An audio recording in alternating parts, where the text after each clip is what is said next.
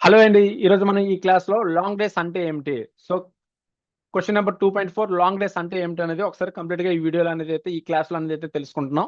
And stock మార్కెట్‌లో మనకి long days candle అనేది ఒక రోజు యొక్క ధర కదలికను సూచించే ఒక గ్రాఫికల్ ప్రాతినిధ్యం. సో, ఇది కూడా ఏంటంటే మనకి లాంగ్ డేస్ అనేది ఒక రోజు యొక్క ప్రైస్ మూవ్‌మెంట్‌ని అయితే సూచించే ఒక గ్రాఫికల్ ప్రాతినిధ్యం. అంటే ఇది శరీరం చాలా పొడవు ఉంటుంది. సో, దీనిలో బాడీ ఏదైతే ఉందో బాడీ అనేది ఏమవుతుంది చాలా లెంతీగా ఉంటుంది. అండ్ శరీరం పొడవు ఉండటం వల్ల ఒక ధర ఏదైతే ఉందో ధర అనేది ఒక దృఢమైన అంటే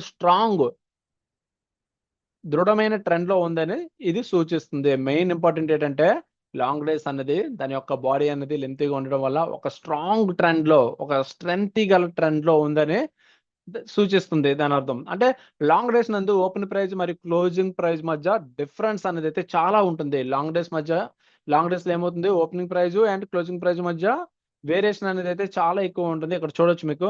సో, ఇది ఓపెన్ ప్రైస్ ఎక్కడుంటే క్లోజింగ్ ప్రైస్ అనేది ఇక్కడుంది. ఇది ఓపెన్ ప్రైస్ ఎక్కడుంటే క్లోజింగ్ ప్రైస్ అనేదైతే ఇక్కడ ఉంది. సో, దీని యొక్క డిఫరెన్స్ చూడండి. ఈ లెంత్ అనేదైతే ఈ డిఫరెన్స్ అనేదైతే మనకి చాలా ఎక్కువగా ఉంటుంది.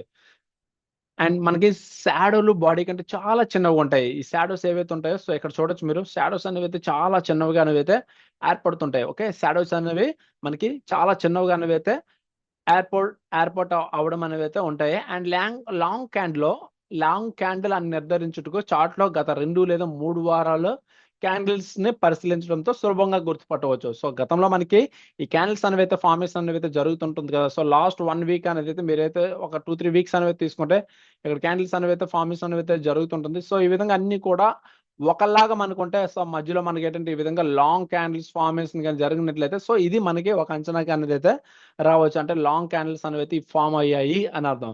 ఓకే. ఇక్కడ ఏంటంటే మనకి ఈ లాంగ్ క్యాండిల్స్ సాధారణంగా ఏంటంటే కొన్ని సందర్భాల్లో ఏర్పాటు అవుతుంటాయి. అవి ఎప్పుడు అనేదైతే ఒకసారి చూద్దాం. సో, ఇక్కడ ఏంటంటే మనకి మార్కెట్‌లో ఒక బలమైన ట్రెండ్ ఉంటాయి. మార్కెట్‌లో ఒక బలమైన స్ట్రాంగ్ ట్రెండ్ అనేది ఉంది. ఆ సమయంలో మనకి ఈ లాంగ్ క్యాండిల్స్ అనేవైతే ఫార్మ్ అవుతుంటాయి. అండ్ కంపెనీ యొక్క ఆర్థిక ఫలితాలు పాజిటివ్‌గా ఉన్నా సరే ఇవైతే మనకైతే ఏర్పాటు అవుతుంటాయి. అండ్ మనకి మార్కెట్‌లో ఏదైనా పాజిటివ్ వార్త వస్తే మార్కెట్‌లో మనకి ఏదైనా పాజిటివ్ న్యూస్ వచ్చినా సరే మనకి లాంగ్ క్యాండిల్స్ అనేవైతే ఫార్మేషన్ అనేదైతే జరుగుతుంది. ఈ లాంగ్ డేస్ క్యాండిల్‌ను ట్రేడర్లు వివిధ విధాలుగా ఉపయోగించుకోవచ్చు. అంటే కొందరు ట్రేడర్స్ ఏంటంటే లాంగ్ డేస్ క్యాండిల్‌ను ధర ఒక దృఢమైన ట్రెండ్‌లో కొనసాగుతుందని సూచించి ఒక సాంకేతికంగా ఉపయోగిస్తారు. అంటే పాజిటివ్‌గా నడుస్తుంది అన్న ఆ సందర్భాన్ని తీసుకొని వీళ్ళైతే మూవ్ అవుతుంటారు.